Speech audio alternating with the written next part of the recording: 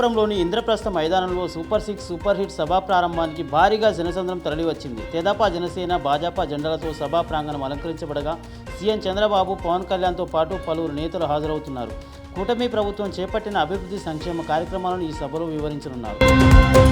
మాజీ సీఎం జగన్మోహన్ రెడ్డి ఏపీలో యూరియా కొరతపై ప్రభుత్వానికి తీవ్రంగా విమర్శించారు. రైతులకు ఎరువులు అందక బ్లాక్ మార్కెట్లో 250 కోట్లకు స్కామ్ జరుగుతుందని ఆరోపించారు. టీడీపీ నాయకులు ఎరువులను ప్రక్కదారి పట్టించి అమ్ముకుంటున్నా ప్రభుత్వం చర్యలు తీసుకోవడం లేదని మండిపడ్డారు. అనిల్ కుమార్ సింఘాల్ తిరుమలలో తీతీదే ఈవోగా బాధ్యతలు స్వీకరించి భక్తుల సమస్యను పరిష్కరించేందుకు కృషి చేస్తానని తెలిపారు. సీఎం చంద్రబాబు సూచనల మేరకు తిరుమల పవిత్రతను కాపాడుతూ సామాన్య భక్తులకు ప్రాధాన్యత ఇస్తామన్నారు. పూర్వ ఈవో శ్యామలరావుకు ఘనంగా వీడ్కోలు పలకగా తన పదవీ కాలంలో చేసిన సంస్కరణను ఆయన గుర్తు చేశారు. నేపాల్లో చిక్కుకున్న తెలుగు ప్రజలను సురక్షితంగా రాష్ట్రానికి రప్పించేందుకు మంత్రి నారా లోకేష్ చర్యలు ప్రారంభించారు. సుమారు 240 మంది అక్కడ చిక్కుకున్నారని అధికారుల నివేదిక అందగా వారిని విశాఖ తీసుకురావడానికి ప్రత్యేక విమానం ఏర్పాటు చేయాలని ఆదేశించారు. బాధితుల క్షేమంపై నిరంతరం సమాచారం తీసుకోవాలని, తక్షణ సహాయం అందించాలని లోకేష్ స్పష్టం చేశారు.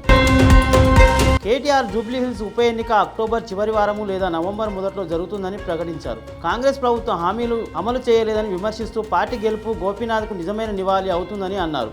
గోపీనాథ్ సతీమణి సునీత, ఇతర నేతలు కూడా కార్యకర్తలను ఏకమై పార్టీని భారీ మెజార్టీతో గెలిపించమని పిలుపునిచ్చారు. తెలంగాణ సీఎం రేవంత్ రెడ్డి ఢిల్లీలో రక్షణ మంత్రి రాజ్నాథ్ సింగ్తో భేటీ అయ్యారు. 98.20 ఎకరాల భూమిని గాంధీ సరోవర్ ప్రాజెక్టుకు బదిలీ చేయించాలని, Gandhi circle of unity, knowledge hub, ధ్యాన గ్రామము, మ్యూజిక్, ప్రజా వినోదాల స్థలాల వంటి నిర్మాణాలను చేపట్టాలన్నారు.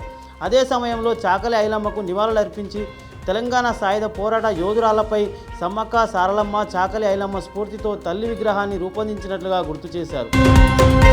బీహార్ ఎన్నికల నేపథ్యంలో స్పెషల్ ఇంటెలిజెన్స్ రివిజన్ ద్వారా ఓటర్ జాబితాను ప్రత్యేక సమగ్ర సవరణ రద్దుముఖం పొడిగించింది. ఈ ప్రక్రియను దేశవ్యాప్తంగా విస్తరించేందుకు ఎన్నికల సంఘం సిద్ధంగా ఉంది. బుధవారం రాష్ట్రాల ముఖ్య ఎన్నికల అధికారులతో సమావేశం జరగనుంది. బీహార్ అనంతరం తమిళనాడు, పశ్చిమ బెంగాల్, కేరళ, అస్సాం, పుదుచ్చేరి అసెంబ్లీ ఎన్నికల కోసం ఈ సవరణ ప్రారంభం అవుతుంది. ట్రంప్ సర్కార్ తర్వాత అమెరికాలో గ్రీన్ కార్డ్ వీసా పొందడం కష్టమైంది. తాజాగా 2024-25 ఆర్థిక సంవత్సరానికి EB3, EW వీసాల జారీ నిలిపివేయబడింది. కారణం ఆ సంవత్సరానికి కోటా పూర్తి కావడం. అక్టోబర్ 1 నుంచి కొత్త కోటాపై నిర్ణయం తీసుకుంటారు. దాని వరకు ఈ వీసాలు జారీ చేయబడవు. ఇజ్రాయెల్ ఖతార్ దోహాలో హమాస్ నేతలపై వైమానిక దాడులు చేసింది.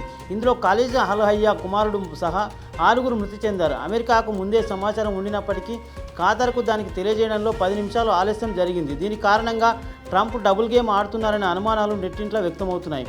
కాల్పుల సమయంలో అమెరికా ఫోన్ చేసినట్లు ఖతార్ అధికారులు తెలిపారు. నటుడు వరుణ్ తేజ్ తండ్రి అయ్యారు. బుధవారం ఉదయం లావణ్య త్రిపాఠి రెయిన్బో ఆసుపత్రిలో 12 మగబిడ్డకు జన్మనిచ్చారు. ఈ వార్త సోషల్ మీడియాలో వైరల్గా మారింది. అభిమానులు జంటకు శుభాకాంక్షలు తెలిపారు.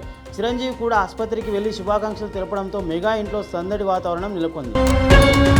బాలీవుడ్ నటుడు అభిషేక్ బచ్చన్ ఢిల్లీ హైకోర్టులో పిటిషన్ దాఖలు చేసి తన పబ్లిసిటీ, వ్యక్తిగత హక్కులను రక్షణ కోరారు. అనుమతి లేకుండా వెబ్సైట్లో ఫోటోలు, వీడియోలను వాడుతున్నాయని, కొందరు ఏఐతో అభిషేక్ ఫోటోలు క్రియేట్ చేసి అశ్లీల కంటెంట్లు ఉపయోగిస్తున్నారని, ఈ అంశానికి సంబంధించి పూర్తి ఆధారాలు కోర్టుకు సమర్పించారు. సీఏ కప్లో యూఏఈతో భారత్ మ్యాచ్కు ముందు మాజీ క్రికెటర్ అజయ్ జడేజా జస్ప్రీత్ బుమ్రాను ఆడించకూడదని మేనేజ్మెంట్ సూచించారు. యూఏఈపై బుమ్రాను బరిలో దింపాల్సిన అవసరం లేదని, అతడిని జాగ్రత్తగా చూడాలని ఆయన పేర్కొన్నారు. ఈ వ్యాఖ్యలు అసలైనది తుది జట్టు నిర్ణయంతో ప్రాధాన్యత పొందనున్నాయి. Please subscribe to the channel and download the Politicos app from the links in the description.